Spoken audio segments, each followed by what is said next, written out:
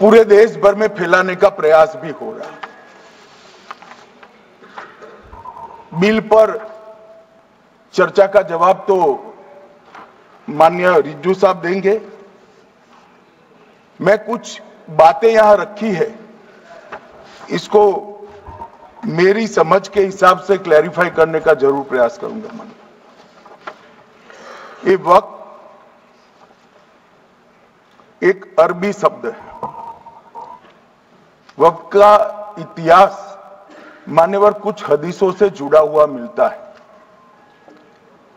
और आजकल जिस अर्थ में वक्त शब्द का प्रयोग किया जाता है, इसका मतलब है अल्लाह के नाम पर संपत्ति का दान, पवित्र धार्मिक उद्देश्यों के लिए संपत्ति का दान।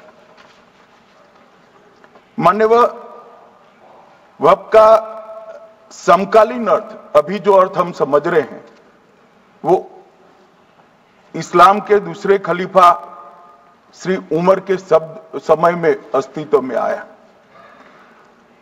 एक प्रकार से इसकी आज की भाषा में व्याख्या करें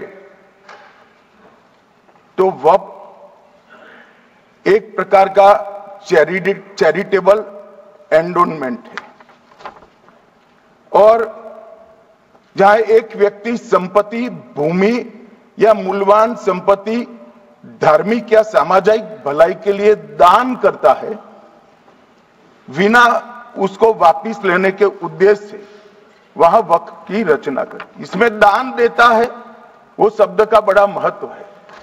दान उस चीज का ही कर्ज किया जा सकता है जो हमारा है। सरकारी संपत्ति का दान मैं नहीं कर सकता मान्यवर, किसी और की संपत्ति का दान मैं नहीं कर सकता। दान उसी चीज का किया जाता है जो हमारा है मान्यवर। इसी विषय पर ये सारा जो बहस चल रहा है।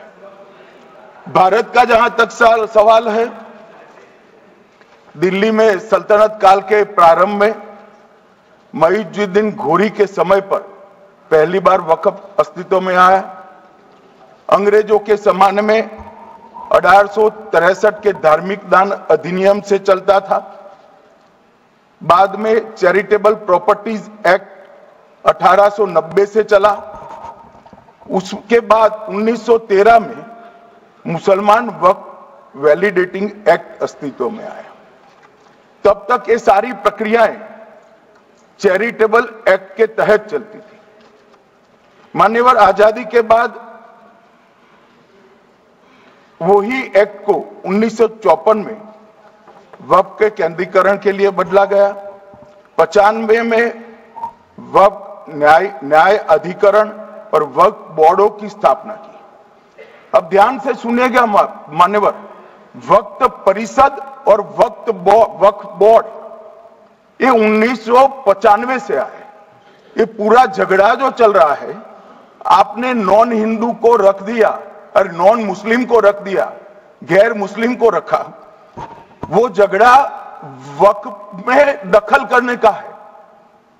पहले तो वक्फ में कोई गैर इस्लामिक सदस्य आएगा ही नहीं, ये स्पष्टता समझ लीजिए।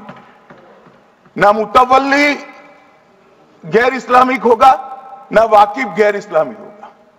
मान्यवर वहां कोई प्रोविजन नहीं है।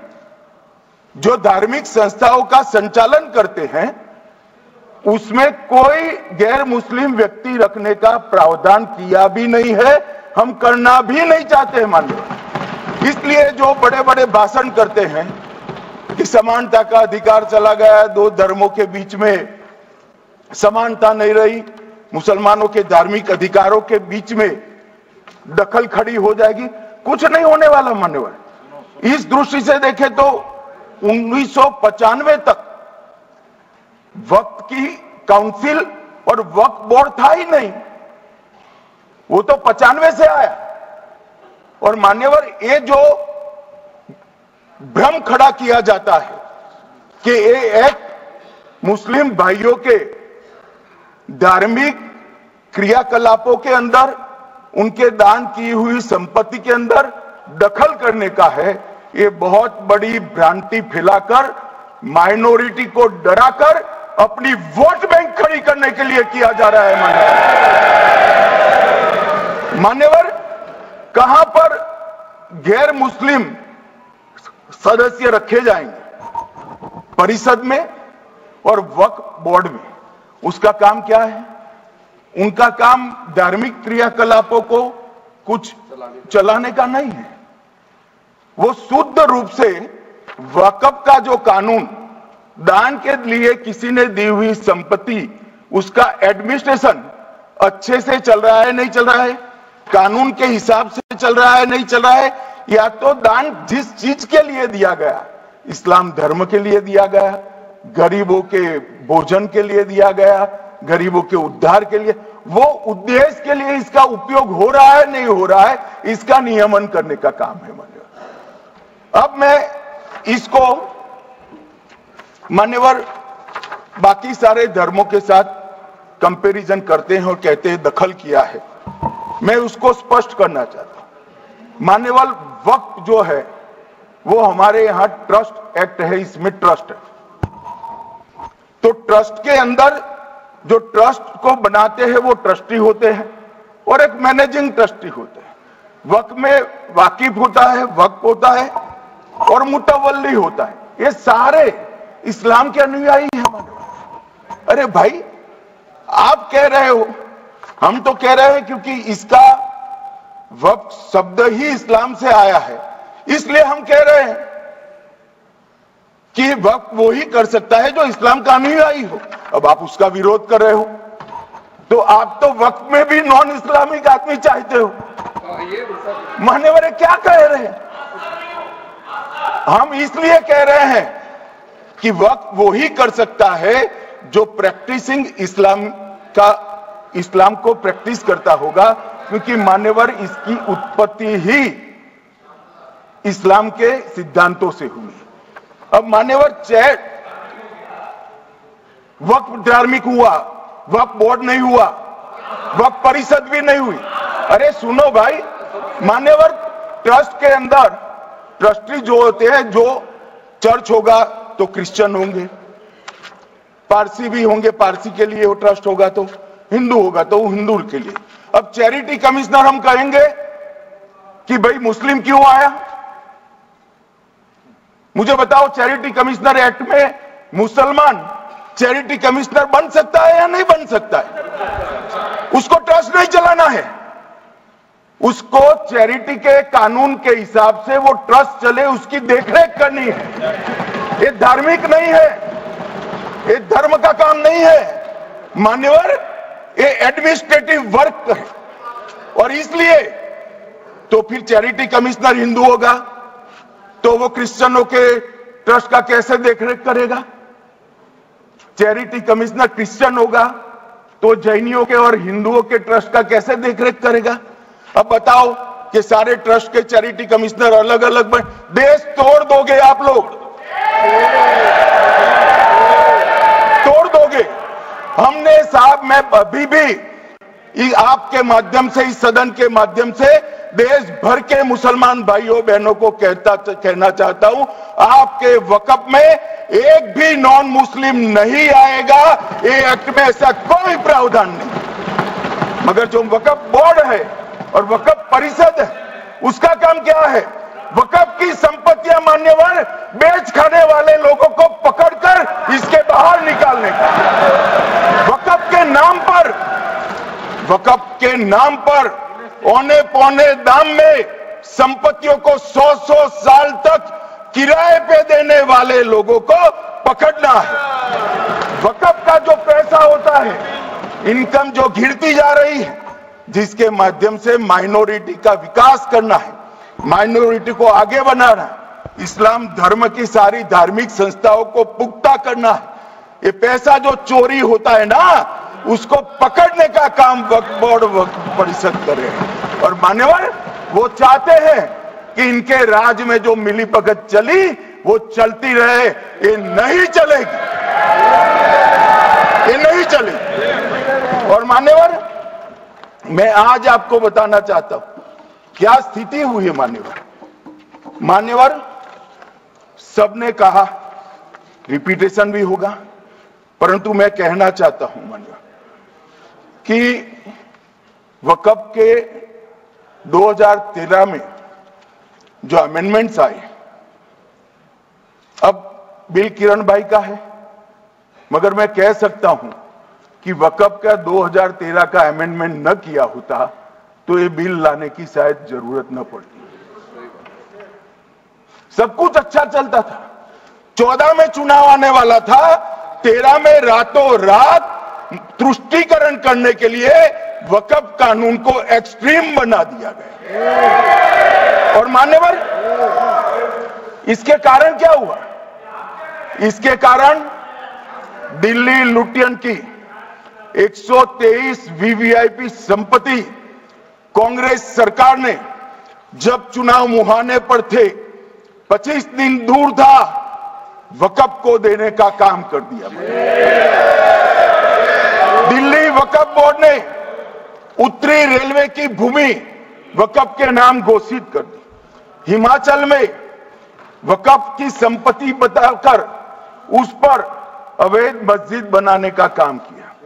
250 हेक्टेयर क्षेत्रफल वाले 12 गांव पर वक्फ का स्वामित्व हो गया तब तमिलनाडु में। और मान्यवर, तमिलनाडु के 1500 साल पुराने तिरुचेंदुरई मंदिर की 400 एकड़ भूमि को वक्फ की संपत्ति घोषित कर। ये जब मंदिर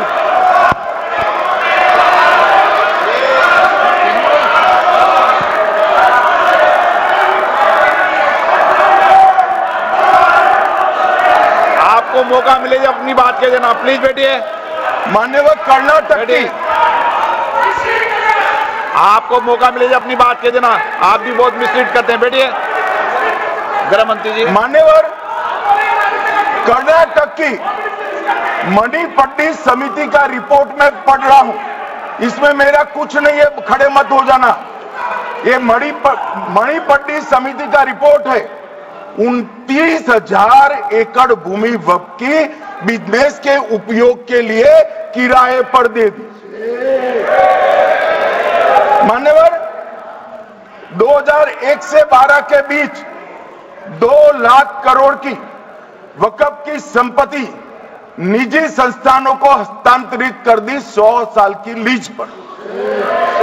मान्यवर, बेंगलुरु में उच्च न्यायालय में बीच में पढ़ना पड़ा, 602 एकड़ भूमि को जब्त करने से रोकना पड़ा। विजयपुर कर्नाटक के होनवाड़ गांव की 1500 एकड़ भूमि पर दावा कर उसको विवाद में डाला और 500 करोड़ की संपत्ति जिस भूमि का मूल्य है वहां 5 स्टार होटल को महीने 12,000 रुपए के किराए से दे दिया। अब मान्यवर ये कहते हैं कि इसका हिसाब किताब न करो, इसकी देखरेख न करो। भाई, ये पैसा जो है देश के गरीब मुसलमान का है, ये गन्ना सोटों की चोरी के लिए नहीं, ये इसको रोकने के लिए। और इनके जो ठेकेदार बैठे हैं मान्यवर, ये यहां गरज गरज कर बोलते हैं, खुद को समझे बगैर बोलते हैं, कुछ समझ कर बोलते हैं। उनको लगता है कि इससे हम जीत जाएंगे। मान्यवर, कर्नाटक में दत्तापीठ के मंदिर पर क्लेम किया, टालीपरंबा 75 साल पुराने एक दावे के आधार पर 600 एकड़ जमीन का दावा किया और ईसाई समुदाय की भी ढेर सारी जमीनों पर कब्जा कर लिया गया। मान्यवर, आज देश के कई गणमान्य चर्च और चर्च के समूह वक्फ बिल का समर्थन कर रहे हैं। उनको लगता है कि इसका विरोध कर हम मुस्लिम भाइयों की सिंपैथी जीतकर अपनी वोट बैंक पक्का करेंगे, उसमें कोई फायदा नहीं होगा अखिलेश। इसलिए कि 4 साल में मुस्लिम भाइयों को मालूम पड़ जाएगा कि कानून तो उनके फायदे में है। और इसके साथ ये दक्षिण के सारे जो सांसद बोल रहे हैं, अपनी अपनी कॉन्स्टिट्यूएंसी में सारे चर्च को मान्यवर नाराज कर रहे हैं, उनको पता नहीं सारे चर्च को नाराज करें। सारे चर्च ने रिजोल्व किया है कि हम खिलाफ इसका हम समर्थन करते हैं। मान्यवर, तेलंगाना में 66,000 करोड़ की 1700 एकड़ जमीन पर दावा कर दिया। असम में मोरीगांव जिले की 134 एकड़ भूमि पर दावा हुआ। बिहार का मैं लालू जी के कोर्ट के साथ बाद में बताता हूं। गुरुद्वारा से संबंधित हरियाणा की 14 मरला भूमि को वक्फ को सौंप दिया। और मान्यवर, प्रयागराज में चंद्रशेखर आजाद पार्क को भी वक्फ घोषित किया। और मान्यवर, महाराष्ट्र के वडांगे गांव में महादेव की मंदिर पर दावा किया। और बीड में कंकलेश्वर मंदिर की 12 एकड़ जमीन वक्फ बोर्ड ने जबरन ले ली। मान्यवर, ये सब जब जो चल रहा है, इसमें आज भी मैं स्पष्ट करना चाहता हूं, वक्फ जो कि मुस्लिम भाइयों की धार्मिक क्रियाकलाप और उनके बनाए हुए दान से ट्रस्ट है, उसमें सरकार कोई दखल करना नहीं चाहती है। मुतवल्ली भी उनका होगा, वाकिफ भी उनका होगा, वक्फ भी उनका होगा। परंतु वक्फ की संपत्ति, इसका रख रखाव ठीक से हो रहा है नहीं। वक्फ का संचालन कानून के हिसाब से हो रहा है, निजी उपयोग के हिसाब से। हरान किया, हमारी भाषा में कहो तो धर्मादा किया। अब इसकी संपत्ति को आप 12,000 रुपये में 5 सितारा होटल बनाने के लिए दे देते हो, ये उचित है क्या भाई? वो पैसा गरीब मुसलमान के कल्याण के लिए करिए, तलाकशुदा महिलाओं के कल्याण के लिए करिए, जो अनाथ बच्चे हैं उसके कल्याण के लिए करिए। मानिए, और ये करने की जगह बेरोजगार मुसलमान युवाओं के लिए स्किलिंग का काम करिए। लाखों करोड़ों रुपए की भूमि मान्यवर, और इनकम 126 करोड़ रुपया। रेलवे की जितनी जमीन है, जिसमें हजारों करोड़ लाखों करोड़ का रेलवे का कारोबार चलता है, इतनी भूमि वक्फ के पास है और इनकम 126 करोड़। मान्यवर कहते हैं कि इनकम का क्या उद्देश्य है?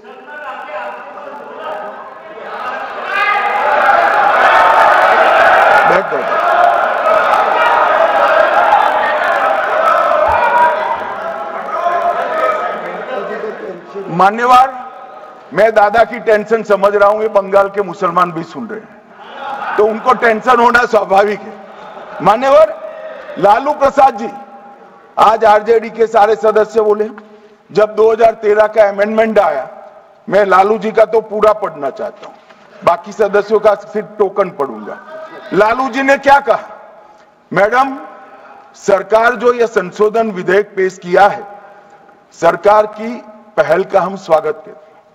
शाहनवाज हुसैन जी और अन्य माननीय सदस्यों ने अपनी बातों को यहां रखा, मैं उसका समर्थन करता हूं। आप देखिए, सारी जमीनें हड़प ली गई है, चाहे सरकारी हो या गैर सरकारी। वक्फ बोर्ड में जो काम करने वाले लोग हैं, उनके द्वारा सारी प्राइम लैंड को बेच दिया गया है। पटना में ही डाक बंगले की जितनी प्रॉपर्टी थी, सब पर अपार्टमेंट बन गए। इस तरह की काफी लूट खसोट हुई है।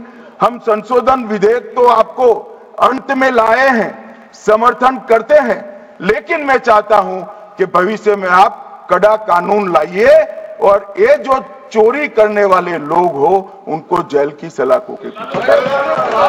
अब साहब, लालू प्रसाद की इच्छा इन्होंने तो पूरी नहीं की, नरेंद्र मोदी जी ने पूरी कर दी।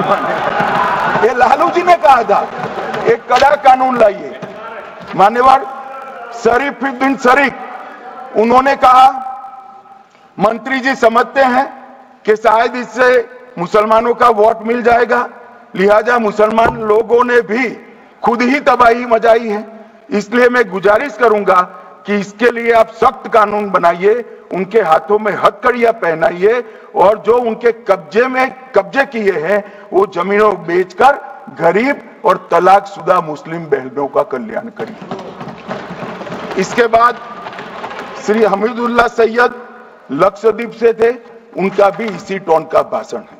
और मान्यवर, मैं आज की बात नहीं कर रहा हूं, 2013 का जो बिल कांग्रेस पार्टी लेकर आई, इसके विरोध में इनके समर्थकों ने जो कहा था, मान्यवर ये है। और क्या होगा भाई इससे? पारदर्शी ऑडिट होगी। आज ऑडिट ही नहीं हो रही। रिपोर्ट ऑनलाइन जमा करने की सिस्टम नहीं है, वो होगी। रिपोर्ट देनी पड़ेगी, बैलेंस शीट जमा करनी पड़ेगी, ऑडिट होगी, कैग के रिटायर्ड ऑफिसर ऑडिट करेंगे और मान्यवर पारदर्शिता आएगी। इससे क्यों डरना चाहिए किसी को? पारदर्शिता से क्यों? और वक्फ बोर्ड और वक्फ परिषद, इसका कोई ऑर्डर हम ऐसा नहीं लिख रहे हैं कि कोर्ट में नहीं जा सकते।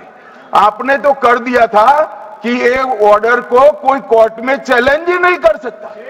पूरा संविधान वहां समाप्त कर दिया मान्यवर। और मान्यवर, हम तो इसको कहते हैं कि कोई भी चैलेंज कर सकता है कायदे की अदालत में।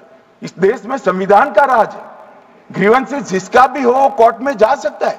2013 में जिसकी भूमि हड़पी, इसके ग्रीवेंसेस को भी कोर्ट के फोरम से बाहर करने का पाप एक कांग्रेस पार्टी ने किया।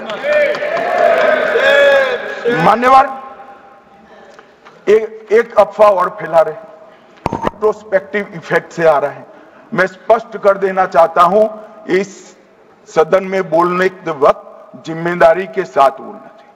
अगर ये कानून का पहला पेज और तीसरी तक धाराएं भी पढ़ी होती तो इसमें स्पष्ट लिखा है, ये कानून का अमल जिस दिन पारित होने के बाद भारत सरकार नोटिफिकेशन बाहर निकालेगी, उस दिन के बाद होगा।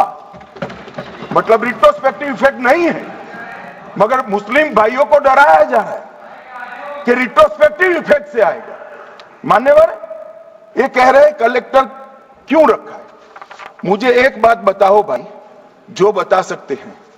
अगर किसी मंदिर के लिए जमीन खरीदनी है तो जमीन की मालिकी किसकी है वो हमारे देश में कौन तय करता है? सबको मालूम है, कलेक्टर करता है सर, रेवेन्यू ऑफिसर वही है। तो अगर वक्फ की भूमि जो वक्फ कर रहा है उसकी है या नहीं है, इसकी जांच कलेक्टर करे तो इसमें आपत्ति क्या है? वक्फ तो दान है भाई, और दान अपनी संपत्ति का किया जा सकता है, किसी और की संपत्ति का नहीं किया जा सकता। गांव में कोई बेचारा अमेरिका गया है 4 महीने पढ़ने के लिए, घूमने के लिए, आता है तो कि वक्फ घोषित हो गया। कोई कारोबार करने के लिए दिल्ली आया, आता है तो कि वक्फ घोषित हो गया। अरे ऐसा नहीं होता भाई। कलेक्टर को पूछना पड़ेगा सरकारी संपत्ति है या नहीं है, इसकी जांच करनी चाहिए या नहीं करनी चाहिए। ढेर सारे मंदिर बनते हैं, बने भी है, बनेंगे भी। ढेर सारे चर्च बने हैं, गुरुद्वारे बने हैं। सरकारी संपत्ति पर बन सकते हैं क्या? नहीं बन सकते मान्यवर। जहां वक्फ की घोषणा होती है वो भूमि सरकारी है या नहीं है वो सत्यापित करना ही चाहिए, और कलेक्टर के अलावे इसको कोई सत्यापित नहीं। मान्यवर, इन्होंने मैंने पहले भी बताया मान्यवर, कोर्ट को भी रास्ते से निकाल दिया। मैं बाद में बात करता हूं मान्यवर, ये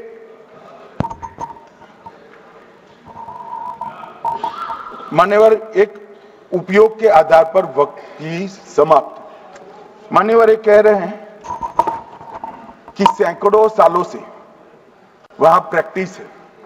अब वो तो वक्फ रजिस्टर हो गया, आपने घोषित कर दिया, वक्फ में रजिस्टर भी हो गए, अब इसका सवाल नहीं है।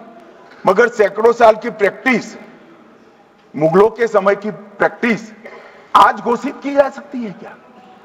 अगर वहां नमाज पढ़ रहे हैं तो लोग देखते होंगे, कब्रिस्तान होगा लोग देखते होंगे, दरगाह होगी तो लोग देखते होंगे, और घोषित भी हो चुका होगा, रजिस्टर भी हो चुका होगा। अब अगर आप वक्फ घोषित करना है तो उसको ऐसे नहीं कर सकते मान्यवर, अधिकृत करना चाहिए। मान्यवर, जो दूसरा सुधार लेकर आए किरण जी, वो ही है कि धारा 36 में वक्फ संपत्तियों को बिना किसी स्पष्ट प्रक्रिया से, मालिकी की प्रक्रिया से पंजीकृत नहीं किया जा सकता। मान्यवर, अपील का प्रावधान वर्तमान में अधिनियम में ट्रिब्यूनल के निर्णय के खिलाफ अपील करने का कोई प्रावधान नहीं है। ये दृष्टिभ्रम खड़ा कर रहे थे गोगाई जी कि हाईकोर्ट में जा सकते। हाईकोर्ट में सिविल सूट नहीं जा सकता, रीट के अधिकारों का उपयोग कर हाईकोर्ट में जा सकते हैं। सिविल सूट में ज्यादा प्रोटेक्शन मिलता है मूल मालिक को। आपने सिविल सूट को खत्म कर दिया था। रीट के जुडिक्शन बहुत सीमित है, हम सब जानते हैं कि ये सीमित कर दिया गया था, आप भी जानते हो, मगर आपको वोट बैंक चाहिए। मान्यवर, ये हमारा स्पष्ट सिद्धांत है भारतीय जनता पार्टी की, मोदी सरकार का, कि वोट बैंक के लिए हम कोई कानून नहीं लाए। कानून न्याय के लिए होता है, कानून लोगों के कल्याण के लिए होता है। इन्होंने कहा कैसे कैसे कानून आए हैं, मैं बता देता हूं सब। अभी कांग्रेस के महासचिव और माननीय सदस्य कह रहे थे क्या कानून आ रहे हैं, सब किस प्रकार के कानून आ रहे हैं। मान्यवर, इसी सदन में नरेंद्र मोदी सरकार ही महिलाओं को 33% आरक्षण का कानून लाई। इसी सरकार में पिछड़ों को संवैधानिक अधिकार दिया गया। मान्यवर, इसी सरकार में बजट जो आए, इसमें गरीबों को गैस, शौचालय, पानी, 5 लाख तक का बीमा, 5 किलो अनाज, बिजली और घर दिए गए। मान्यवर, और कन्वर्जन कानून की बात करते थे और हंसते हंसते कहते थे कर्नाटक सरकार कन्वर्जन कानून लेकर आई है। सबसे पहला कन्वर्जन कानून उड़ीसा और मध्य प्रदेश में कांग्रेस सरकार लेकर आई, मगर उस वक्त कांग्रेस सरकार तुष्टीकरण की नीति पर नहीं चलती थी, महात्मा गांधी के सिद्धांतों पर चलती थी। मध्य प्रदेश और उड़ीसा में सबसे पहला कन्वर्जन के खिलाफ कानून कोई लाए तो कांग्रेस पार्टी लाई, और मुझे गर्व है मेरी पार्टी की सरकारें कन्वर्जन पर कानून लाती है।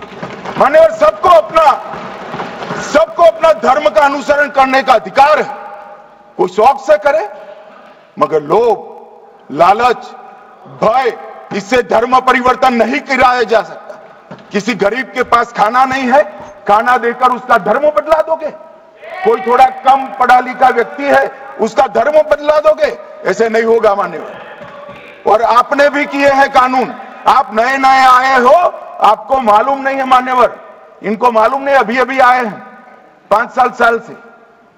ये कांग्रेस पार्टी ने कानून किए थे मान्यवर। अपील का प्रावधान भी हमने आगे बढ़ाया, और गैर मुसलमानों के द्वारा दान की गई संपत्तियों पर, गैर मुसलमानों की दान की संपत्तियों पर वक्फ अधिनियम को हमने लगने से मना कर दिया। माने, उनके लिए चैरिटी कमिश्नर का कायदा है। ये प्रैक्टिसिंग इस्लाम, जो इस्लाम की प्रैक्टिस करते हैं, इसीलिए मान्यवर हमने ओवरराइडिंग इफेक्ट को भी समाप्त कर दिया। मान्यवर, ये ट्रस्ट का नियमन करने का जो कानून होता है, जैसे चैरिटी कमिश्नर के कानून में कोई ओवरराइडिंग इफेक्ट नहीं है। जहां क्लासेस आते हैं वहां ओवरराइडिंग इफेक्ट होती है। यहां ओवरराइडिंग इफेक्ट इसलिए देगी कि आप जिसकी संपत्ति हड़पी जाएगी उसको कोर्ट से जाने से रोकना चाहते थे, इसलिए ओवरराइडिंग इफेक्ट जो हमने मान्यवर निकाल दिया है। मान्यवर, एक ऐसी चर्चा लेकर आए कि चर्चा नहीं हुई। मैं आपको बताना चाहता हूं 2013 में जो अमेंडमेंट बिल आया, जिसके कारण ये बिल लाना पड़ा, वो बिल में कुल मिलाकर 5.4 घंटे चर्चा हुई थी, 5.5 घंटे दोनों सदन मिलाकर।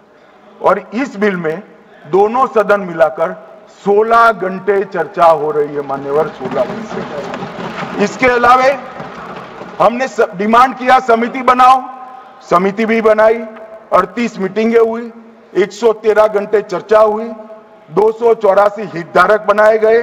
वक्फ बोर्डों की संख्या, जो उपस्थित वक्फ बोर्ड भी हुए राज्यों के 25 हुए, राज्य सरकार के प्रतिनिधि 15 राज्य सरकारों के आए, सांसद 8 हुए, विधायक विधान परिषद 7 हुए और अध्ययन दौरे 3 किए गए और अल्पसंख्यक आयोगों को भी 5 बुलाया गया। ये सबसे 92.68 लाख करीब 1 करोड़ सुझाव देश भर से ऑनलाइन आए। इसकी मीमांसा कर एक कानून बना है। आप ऐसे इसको खारिज नहीं कर सकते हो पूरी प्रक्रिया को। आप जो कर रहे हैं 5.5 घंटे की प्रक्रिया, ये बहुत लोकतांत्रिक प्रक्रिया है और हम 16 घंटे चर्चा करते हैं कि चर्चा आपके अनुरूप चर्चा नहीं हो सकती। इस सदन में हर सदस्य बोलने के लिए स्वतंत्र है। कोई परिवार की यहां चलती नहीं है। ये तो जनता के नुमाइंदे हैं, किसी की कृपा से नहीं आए हैं। मान्यवरों, जो दिल में है, जो जनता की आवाज है, वो रखेंगे। मान्यवर, एक सदस्य द्वारा कहा गया कि ये मिसलीडिंग है कि पुराने कानून में 2013 के जो अमेंडमेंट्स थे उसमें अपील का प्रोविजन था। अब मैं कहना चाहता हूं 83(9) उसमें अधिकरण द्वारा किए गए किसी भी विनिश्चय का आदेश विरुद्ध, चाहे वो अंतरिम हो या फाइनल, इस पर अपील नहीं हो सकती। इसका मतलब अपील का प्रोविजन आपने रखा ही नहीं था। सिविल न्यायालय, राजस्व कोर्ट और अन्य प्राधिकरण, उसके अधिकार क्षेत्र पर भी प्रतिबंध लगा दिया और सरकारी अधिसूचना जो बाद में वक्फ बोर्ड और वक्फ परिषद के एडवाइस से होगी, इसको भी कोई चुनौती नहीं दे सकता। मान्यवर, मुझे ये बताओ कि अभी अभी फैशन है संविधान लहराने की। ये संविधान के हिसाब से सरकार का या किसी भी निजी संस्था का कोई भी फैसला मान्यवर कायदे की कोर्ट से बाहर कैसे हो सकता है? कोई भी फैसला हो, ये देश की अदालत वो फैसले तक रुचि नहीं रखेगी। नागरिक ग्रीवेंसेस लेकर कहां जाएंगे? जिसकी भूमि हड़प कर ली गई वो कहां जाएगा? ऐसा नहीं चलेगा। आपकी वोट बैंक के लिए आपने किया था, हम खारिज कर रहे हैं, हम खारिज कर रहे हैं। ऐसा नहीं चलेगा। अदालत में जाइए, जिसको ग्रीवेंसेस है आइदर और साइड से, और अदालत न्याय करेगी। न्याय के लिए तो अदालतें बनी हैं। और मान्यवर, यहां एक सदस्य ने तो कह दिया माइनॉरिटी इस कानून को स्वीकार नहीं करेगी। क्या धमकाना चाहते हो भाई? संसद का कानून है, सबको स्वीकार करना पड़ेगा। स्वीकार नहीं करेंगे मतलब क्या है? कैसे बोल सकते हैं कोई? हम कानून को स्वीकार नहीं करेंगे। ये कानून भारत सरकार का है, हर एक पर बंधन करता होगा और इसको स्वीकार करना पड़ेगा। मान्यवर, ये हमने तो खैर वक्फ को छेड़खानी नहीं की। वक्फ बोर्ड और वक्फ परिषद के अंदर बदलाव किया है, मगर वक्फ के लिए भी क्या क्या जजमेंट आए। सैयद फजल पुकोया थंगल बनाम भारत संघ 10/11/28 को केरल उच्च न्यायालय ने उन्होंने कहा वक्फ बोर्ड एक स्टैट्यूटरी बॉडी है, यह मुस्लिम समुदाय का प्रतिनिधि निकाय नहीं है। इसका फंक्शनिंग मान्यवर एडमिनिस्ट्रेटिव है। धार्मिक क्रियाकलापों को तो वक्फ ने करना है, चाहे कब्रिस्तान हो, चाहे दरगाह हो, चाहे मस्जिद हो, चाहे चैरिटी का काम, वो वक्फ बोर्ड को नहीं करना है भाई। ये केरल हाईकोर्ट ने किया। इलाहाबाद हाईकोर्ट ने भी, उसने तो मुतवल्ली तक भी कहा है। अगर हम मुतवल्ली तो जो धर्म का है वही रखेंगे।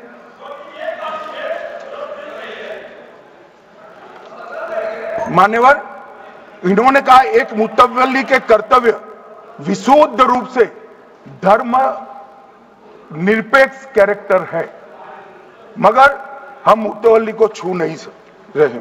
मान्यवर ये कह रहे थे कि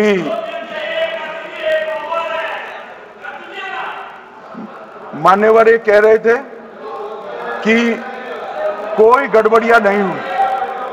मान्यवर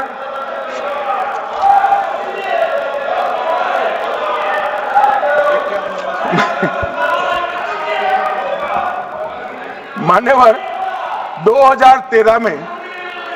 2013 में अन्यायी कानून आया। भाई करने थोड़ा शांत हो जाइए। ये 26 के कारण डरे हुए और कुछ कारण नहीं। चुनाव जो है ना अक्टूबर में 25 में जो चुनाव है इसके कारण मान्यवर भाई बैठ जाओ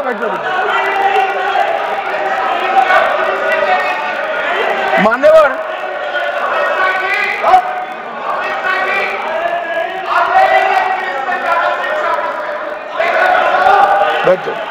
बंगाल में आकर कहूंगा ये राजनीतिक हिसाब किताब का अखाड़ा नहीं है।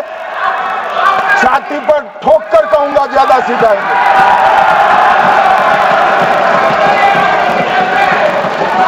मान्यवर 2013 के अरे बैठ जाओ वकील साहब बैठ जाइए। मान्यवर 2013 में जे वो भी रिपीट होने वाले हैं। मान्यवर 2013 में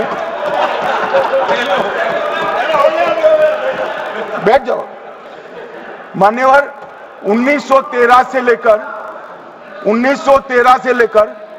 2013 तक 1913 से 2013 तक वक्फ बोर्ड का कुल एकड़ में भूमि सब वक्फ का मिलाकर 18 लाख एकड़ था।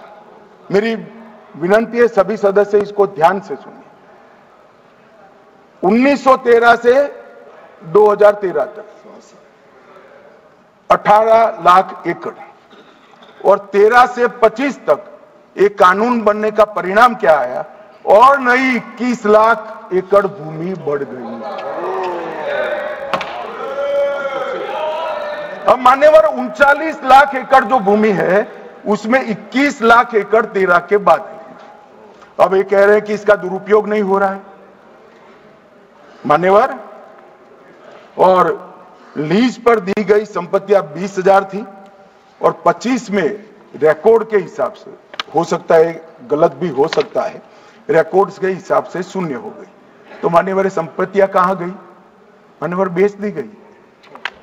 किसकी संपत्ति से, किसकी परमिशन से बेचा? मान्यवर मैंने पहले ही कह दिया कि केरल और देश भर के Catholic bishop council, Catholic bishop conference of India, Catholic Congress Kerala, भारतीय कैथोलिक धर्मगुरुओं की महासभा, केरल चर्चों की संयुक्त परिषद, कैथोलिक कांग्रेस केरला, ये सब ने इस बिल का समर्थन करा है और कहा है अन्यायी 2013 का सुधार। हम अकेले नहीं कह रहे मान्यवर। और मान्यवर इसी एक्ट में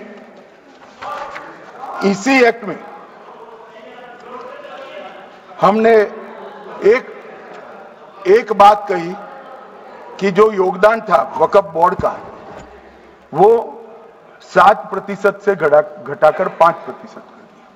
मान्यवर अब ये जो कह रहे हैं ये मुसलमान भाइयों के हित में कह रहे हैं जिसका विरोध कर रहे हैं या अहित में? अगर 7 से 5% हमने कम किया तो कहां जाएगा? वो वक्फ में रहेगा। वक्फ बोर्ड का कम किया है। जो मस्जिद चल रही है उसको हमने 2% बढ़ाया है। ये उल्टा समझ रहे हैं मान्यवर। ये बिल जमीनों की सुरक्षा प्रदान करेगी मान्यवर। किसी की जमीन अब घोषणा मात्र से वक्फ नहीं बनेगी, उसको प्रोटेक्शन मान्यवर। पुरातत्व विभाग और एएसआई की जमीन को हम सुरक्षा देंगे। आदिवासी भाइयों की शेड्यूल 5 और शेड्यूल 6 की जो जमीन है वो सुरक्षित हो जाएगी। निजी संपत्ति जो आम नागरिकों की है वो भी सुरक्षित हो जाएगी और वक्फ करने के लिए स्वामित्व को दान तो साहब अपनी संपत्ति का ही कर सकते हैं, गांव की संपत्ति का दान नहीं कर सकते। तो वक्फ निजी संपत्ति से ही स्वामित्व के बगैर नहीं हो पाएगा। इसमें पारदर्शिता लाने के लिए सूचना की प्रक्रिया को दाखिल किया गया है। वक्फ बोर्ड की वक्फ की जो संपत्ति घोषित करने की अधिकार थे उसको समाप्त कर दिए, कलेक्टर से सर्टिफाइड कराना पड़ेगा और नए वक्फ पारदर्शी तरीके से पंजीकृत भी करने पड़ेंगे। रजिस्ट्रेशन के बगैर कोई संस्था नहीं चल सकती। और मुस्लिम ट्रस्ट अब तक के जो है उसको हमने इस जो माफ करना कई सारे ऐसे मुसलमान भाई हैं जो वक्फ के कानून को अंदर दायरे में आना नहीं चाहते। मुझे मिले थे वोरा समाज वाले, वोरा समाज है, अहमदिया है, कई सारे ऐसे समुदाय हैं, सिया भी है, पसमंदाओं के भी कुछ ट्रस्ट हैं। वो सभी को मैं एक आनंद का समाचार देना चाहता हूं, अब मुसलमान भी ट्रस्ट एक्ट के अंदर अपना ट्रस्ट रजिस्टर करा सकता है। इसके लिए कंपलसरी नहीं है कि वो वक्फ के कानून में भी जाए, चैरिटी कमिश्नर एक्ट के तहत वो करने वाला है। मान्यवर, भूमि के रिकॉर्ड का कार्यालय होगा, समाचार पत्र और क्षेत्रीय भाषाओं में इसकी एडवर्टाइज दी जाएगी। ढेर सारे प्रावधान मान्यवर इसके अंदर किए हैं। महिला, सिया, पसमंदा, वोरा, अहमदिया उनका हमने समावेश किया ही है। और उन्होंने कहा, मैं सुन रहा था, मान्यवर एक फैशन हो गई, राम जन्मभूमि का मंदिर बनाने की बात आई तो इस देश के अंदर खून की नदियां बह जाएगी, मुसलमान रोड पर आ जाएगा, मुसलमानों का ये हो जाएगा, वो जहां ट्रिपल तलाक, फिर से डर, सीए आया कि मुसलमानों की नागरिकता चली जाएगी। जिन जिन ने भाषण किया है एक मुसलमान की नागरिकता गई है तो बता दो। मुसलमान भी जानता है। और मैं तो आपके माध्यम से देश के मुसलमानों को अपील करना चाहता हूं मान्यवर, मैंने बहुत झेला है। ये कहते थे कि सीए कानून मुसलमानों की नागरिकता लेने 2 साल हो गए, एक भी मुसलमान की नागरिकता गई है तो सदन के पटल पर रखी। कितना झूठ बोला है इन्होंने। मान्यवर, धारा 370 हटाई, ये कह रहे थे मुसलमानों का ये हो जाएगा, वो हो जाएगा, फिर से उमर अब्दुल्ला जीत कर आज शासन करें। आतंकवाद समाप्त हो गया, विकास शुरू हो गया, पर्यटन बढ़ गया। मान्यवर, एक कांग्रेस पार्टी और उसके साथियों ने मुसलमान भाइयों को डरा डरा कर अपनी वोट बैंक खड़ी करने का काम किया। हम नहीं डरा रहे मुसलमानों को, आप डरा रहे हो भाई। आप कह रहे हो ये हो जाएगा। मैं कहता हूं इस देश के नागरिक को किसी भी धर्म का हो कोई आंच नहीं आएगी। मान्यवर, ये नरेंद्र मोदी सरकार का सरकार। मान्यवर,